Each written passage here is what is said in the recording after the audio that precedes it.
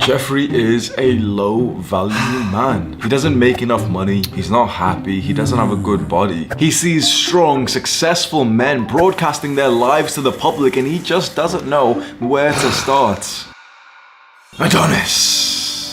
Adonis seemingly has everything a man could want. The aesthetics, the success, the attraction from women, the respect from men, and yet Adonis keeps on working. He doesn't even think he's close to being done yet. He knows that life is one long game of progress. He sees Jeffrey struggling with his life and feels a great sadness. So many young men are like Jeffrey. They want to grow up and become successful and move out of their hometowns into the cities of wealth, but they've been raised without father figures. Adonis sits Jeffrey down and tells him about self-improvement and discipline. I'm just a guy in a bathrobe and yet I've somewhat infiltrated the high-value men around the world. I've stayed over at Gaji's place, I've been around Mike Thurston's place. I sit around like millionaires, and I don't say this to brag. You know, there's the term, the wolf in sheep's clothing. I feel like the sheep in wolf's clothing. It's not so much that I have imposter syndrome. It's not like, oh yeah, I shouldn't be here, but it's more like 2 years ago, I was on government welfare. My income from the government was £300 a month. I was a full-grown adult and my income that I was getting for free from the government in the UK was £300 a month whilst I was trying to build things up myself. Fast forward 2 years, my company's now set up in Dubai. It's not uncommon for me to go out for like dinner, you know, there's a group chat or whatever, we all go out to dinner. There's a new person there who's very successful who makes £50,000 per month or more. There's people there talking about their net worth and, you know, all these big words, bro.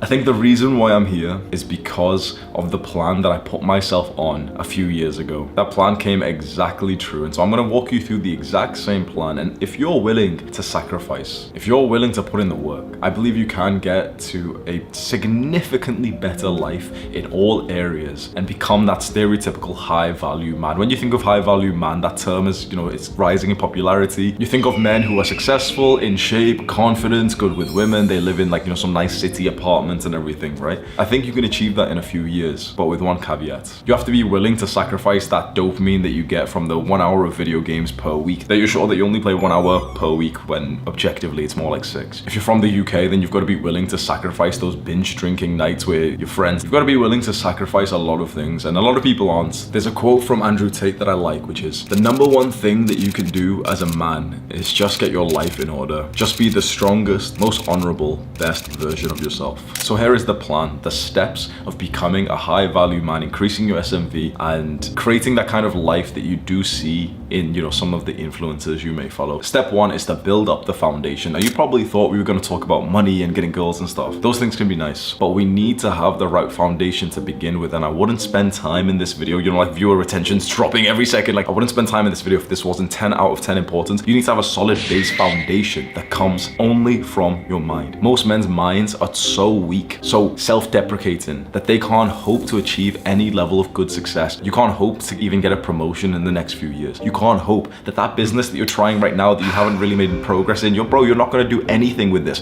You can't hope to stay on this diet or to be disciplined. You know why? Because your mind may be weak. And how do you know if your mind is weak? Well, if you've never actually tried to really improve your mind, it probably is weak, isn't it? Just like the guy who's never been to the gym before, he doesn't need to test his strength. If you've never trained your strength before, then you know that you're probably weak. Most men have never trained their minds before. And yet this is probably your greatest ally. This is your greatest asset. You could have a Bugatti, you could have a Lamborghini, all of this like fancy stuff. But the thing is, your greatest asset will always be your mind. So you want to know what step 1 of this entire process of becoming a high value man is. Improve your mental health and become disciplined. I have a full mental health guide on my channel. I highly recommend, even though it's not clickbait and it's not as sexy and, you know, let's just talk about money and girls and stuff. Trust me when I say, if you don't go through a period of improving your mental health first and becoming mentally strong, you will not hope to achieve any of this. And you know what's kind of nice? You'll keep watching my videos like a Jeffrey for years and years and years. You'll keep watching my videos because they give you a sense of satisfaction and productivity, which is nice for me because I'm making money, and yet I'm disappointed because you come here to actually learn and improve. But if you don't start with your mind first, you will get absolutely nowhere, and you deserve to get nowhere. I can't tell you enough to heed this advice. You must start with your mind. You've tried to do the real world thing so far. You've tried to go to the gym, you've tried to study harder, and you've always struggled with those because your mind is weak. Go watch the full mental health guide. It's completely for free. The second part of the plan is fitness. It's time to bring up your physical physical body, your physical strength, your physical fitness, and your physique. The reason why this is number 2 before everything else we're gonna talk about, girls and money and stuff, because you can do this for free.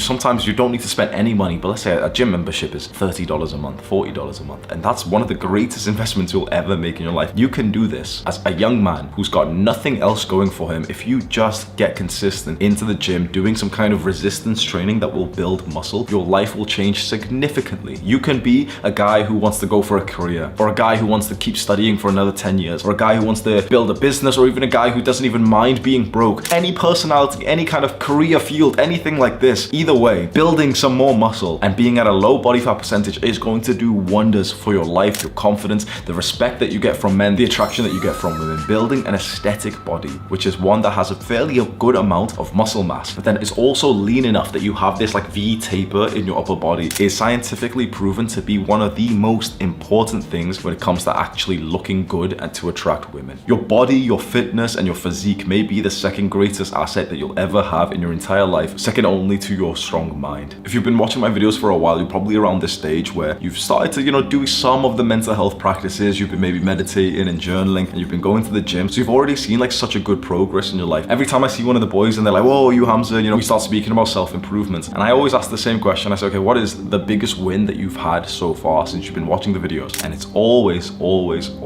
about fitness. That's like the thing that just makes young men so proud of themselves. Because if we think about the opposite side of this, having a weak, flabby, skinny, fat physique, as much as all these, the soft people of the world who think that we're evil, misogynist type of guys, as much as they all say fat positivity, bro, there's nothing positive about being fat. When I was skinny fat, I felt horrible. Every young man that I speak to who tells me, look, here's a progress picture, I lost 20 kilograms. They always say that they felt horrible listening to the conventional advice that you should love yourself at every size. Nope. If you're a masculine man, no. This may be one of the first times you've heard this. If you're a masculine man, you're not supposed to love yourself if you've been lazy. You're actually supposed to feel incredibly negative about it. This modern world, this weak modern world, all of the weak people around you, they want you to smile as you eat another donut and say, yeah, well, I love myself at every size. But they don't understand that you simply can't. That those times when you've looked in the mirror and you're disappointed by what you look like because you know you haven't been disciplined enough, you can't just delude yourself into positive thinking and think, yeah, well, actually, I'm really sexy. You remember fat positivity and you've got to love yourself every self-care day.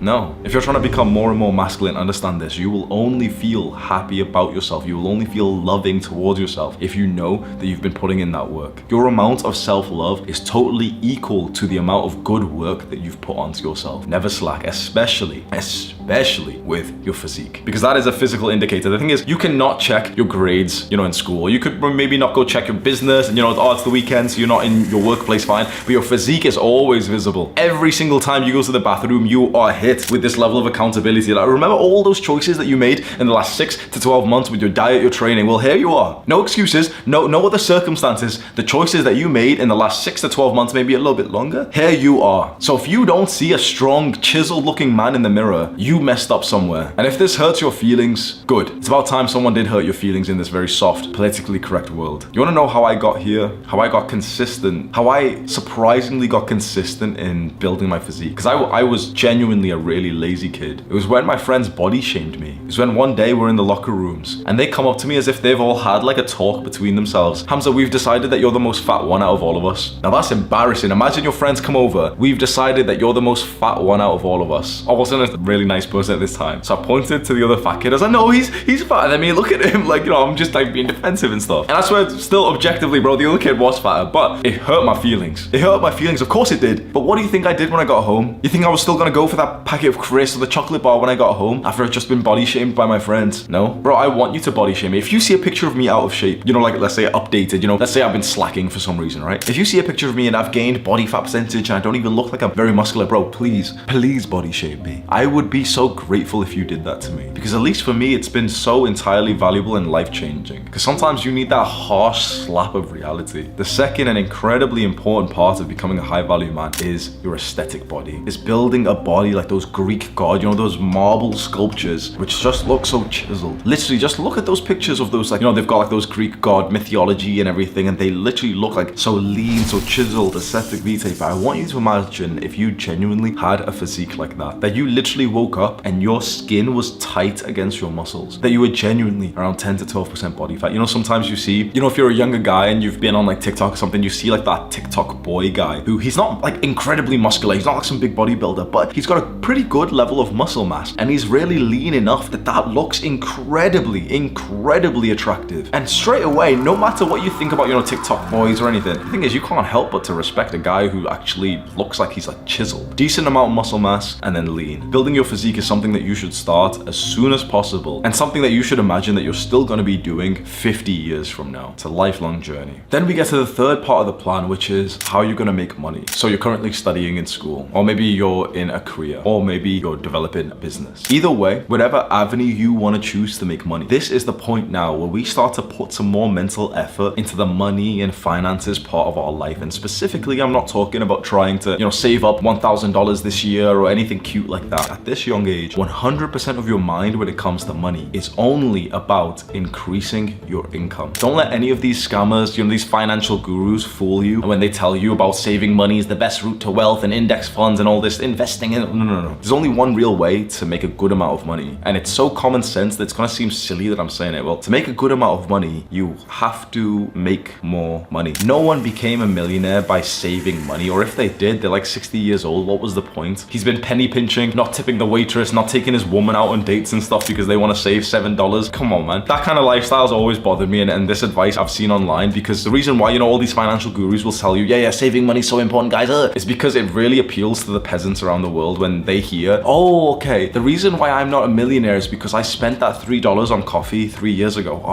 Because if I put that into index funds and if the stock market went up by 700%, then oh yeah, I would have been a millionaire. Oh man, yeah. Okay, I'll bear that in mind next time. What people don't want to hear is, yeah, increase your income. It's as simple as that. If you want to make 100K this year, well, you need to increase your income until you're making 100K. You're not going to make 100K by saving $1,000 per month this year, are you? It sounds so silly that I have to say this, but at this point, especially when you're young, focus entirely on increasing your income. And the great goal to reach for is $10,000 per month. That is very, very high. I believe that's like top 1% of the entire world. But that being said, there's a lot of people who are stupider than you, who are lazier than you, who are making 10K a month. Per percentage of people, yeah, it's very small. But when you actually think of the number of people, when I like speak to people, it's like, it becomes kind of like a normal metric. 10K a month is like a very good goal to reach for. The thing is, you might be in disbelief right now and you might say, no, that's too high, I'll change this goal. The thing about setting a goal in terms of how much money to make is that if you don't set a goal for it, you will never reach it. Setting goals is this magical process that a lot of people don't take too seriously. I promise you, if you don't set a goal for it, it is very unlikely that you will reach it. And yeah, if you follow the simple two-step process of achieving a goal, which is 1, set the goal, and 2, sacrifice so much to achieve that goal, then within 2 to 10 years you will. Because think about it, $10,000 a month, you'd be happy with that 10 years from now, right? You know, some guys wouldn't be, some guys have got way more aspiration than that. But let's say for the, you know, the average guy, the average person is still not going to be making that even if they work for 20 years, right? So imagine telling yourself, okay, I've got 2 years, 5 years, 10 years to get to the point where I'm making $10,000 a month. Is that possible? Yes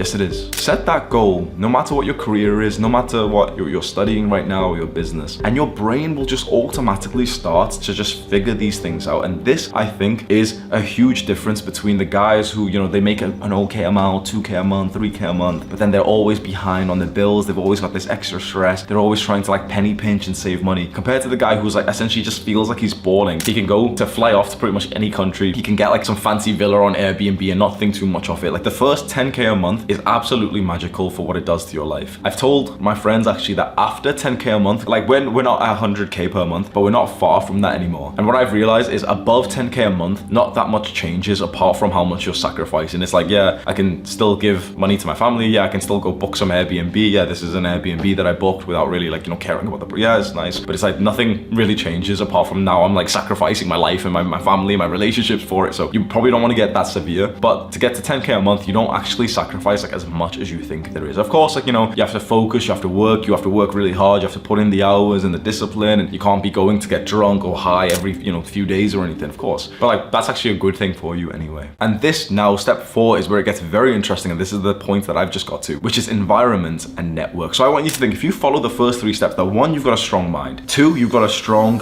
aesthetic body that gets you the respect of men, the attraction of women. And 3, you've started to make a good amount of money. Most guys watching this right now are not going to be here. You're probably around 2 or 3 right now, aren't you? But it's very important for you to just understand what's going to happen at step for, because this is where everything gets put onto the fast track. It is your environment. It is the network that you have of the people around you. Here is the thing. Before you get to this stage, your network is not going to be that great. Network just refers to the people around you. When you're a young guy, your network is trash. Literally, your network is like that other skinny fat kid from your high school that you've been playing video games with. Then you get onto self-improvement, and usually what happens when a young man gets onto self-improvement, he takes a step back from his Jeffrey friends because there's just not that much to relate with them anymore. Then you start to get somewhat lonelier and lonelier. Then maybe you meet another guy on self-improvement and he's doing some good things, and then you realize the power of actually having other friends who are on a good path, because this other guy starts to hold you accountable for the gym. This other guy's going to the gym whether you come today or not, and so if you're going to skip today, you feel kind of bad because, oh wait, he's still going out. I feel like a wimp now. So only when you've made a good amount of progress in your self-improvement journey is when you actually see the importance of network and the people that you have. And then when you get to a level when you're actually making a good amount of money and you relocate and you move out of your hometown, this may be a few years in the future for you right now, right? But it's so important for you to just hear what it's like, because when I moved out of my hometown, I lived in Warrington in the UK. I moved all around the world last year. I was in Thailand and Mexico, Greece, Amsterdam, and I went to a bunch of different places, at least for a few days, if not for a few weeks, for a couple of months. And when I finally came here to Dubai at the end of last year,